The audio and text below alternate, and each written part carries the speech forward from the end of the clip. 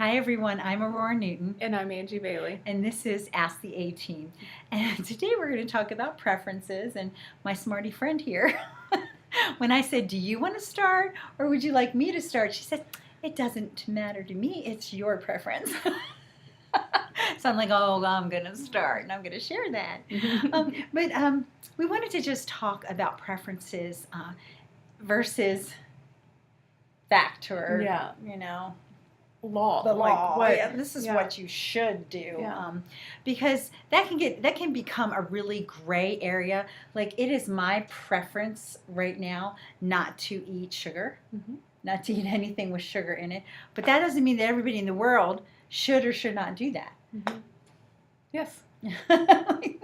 Angie's like, I eat sugar. I like sugar. I like sugar. Sugar's good. Well, it's not good for you. Granted. But it's delicious. Yeah. But here's the thing. She's never, imposed that on me. But also when we go out somewhere, I said, well, where do you want to eat? Because you have other preferences. You have other convictions right now, really, that, limit you on what you can do, where I don't have those limitations right now. And so we've been seeing and have known of situations and have even done it ourselves before where we take a personal conviction or a preference and we turn that into, something that we think everybody should do. Yes. And, unless it's something that the Bible tells us that we should all do, right? There are those things that none of us should be doing. Fornicating, adultery, murder. How about that one? We shouldn't murder people, Aurora. I didn't know that's not a preference. It's not a preference. It's not just a conviction. It's law. We should law. not do that. So, unless it's one of those things that the Bible is very specific that all of us need to be doing, then it can be a personal conviction or a preference. Right. So it's about making those blanket statements via social media. We see that a lot. We see that a lot. And that says and makes that's very exclusive, and it can come off like, well, kind of maybe holier than thou, or if I'm, if somebody doesn't know any better, then they're like, ooh, well, maybe I'm not as holy, or maybe I'm not as worthy to, call myself a Christian, or I'm doing something really wrong, when really you're imposing your personal convictions or preferences. Yeah, and you know what? Because we do work at church and we are pastors, we see so many different preferences and hear different personal convictions. And that's good. It's good when Holy Spirit convicts you to do something. Like I have so many convictions, some that people have no idea about. Probably Angie does because she's one of my accountabilities, and for sure my husband does. But that's about it, that know them all, because it's not for everybody to hear all the time. We don't have to spew it over social media just because we're doing something or we have a preference towards it or we have a conviction for it. It's not necessary. Like, I like that you don't always have to exercise, right? Your freedom of speech. You don't. But you don't. Right. Just because you have that freedom doesn't mean you have to do it. Yes, absolutely. And when we talked about talking about this, my mind went to Samson. And God didn't tell everybody not to cut their hair. He told Samson. He had a promise with Samson. He had a covenant with Samson for him not to cut his hair, and that's what his strength was tied to. Was anybody as strong as Samson? No. But not everybody else was told to do that. And so that's something that you have to know for yourself, that is between you and the Lord. And a lot of times in our position, we won't say something like, if God has called us to something deeper, if God has called us for something that maybe even temporary, we don't have to tell everybody that we're doing it. It's similar to fasting, right? It's something that He's called us to. It's an intimate, it's a private thing, and it's it's me obedience.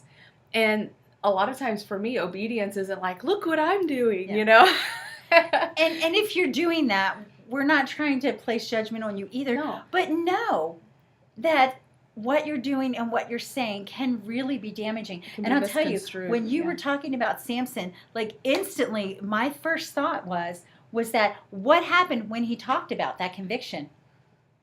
He got his hair chopped off, he lost his strength. They knew his weakness. He got his eyes gouged out. Yeah. Now he saved the nation Right. But it was after all of that. at a great cost. Mhm. At a Yeah. great cost to himself and to other Yeah. people. Yeah. Yeah. So it's just about being careful about saying, oh, I feel this way and it's my way or the highway. Well, And even though you don't say Let that, me- that's how it comes across. that's how it comes across. If you don't do this with your children, then you're completely wrong.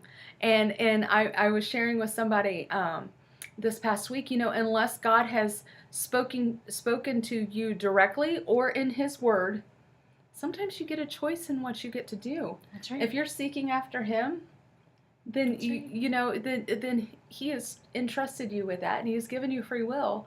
And so some things It's a in those stewardship gray issue, areas, it is you get to choose those things. So just be really careful when you choose or when you prefer or even your own personal convictions, putting those on other people, because it could be real heavy if they're not yours to carry. If they're not given to you by God, they can That's be right. way too heavy to bear sometimes. And damaging. Yeah. And so here's some things that we think can be preferences or convictions. Oh, Politics. yes. Maybe you're convicted in one way or the other, or you have a preference for one, different party. There's so many now. Mm-hmm. It's not the law. Mm-hmm. It's a preference. Yes. It is a preference or maybe a conviction in your heart. The way you eat. Mm-hmm. There are choices that are healthier and not healthier, Mhm. but again, Mm-hmm.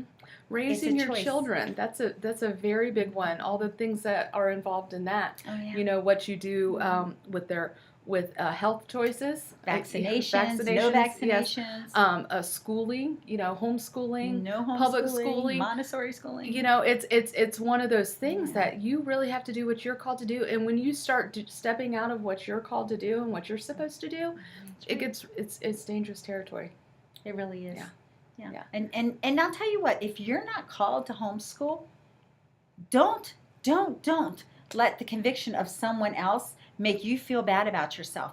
If you're not called to be a stay-at-home mom, don't feel bad about that, because I've had some women that I've had to counsel that really felt guilt-ridden because of choices that other people made and that they made them feel guilty about, and they ended up being like really bad stay-at-home Yeah. moms. Yeah. And then that made them feel worse, and then not only did they have children that they had damaged, but they had damaged themselves and their marriage. So I can't say it enough. There are so many things Absolutely. that you prefer or that the Holy Spirit has convicted you on that may not be right for me or Ange or Yeah. your next door neighbor or even your kids. Absolutely.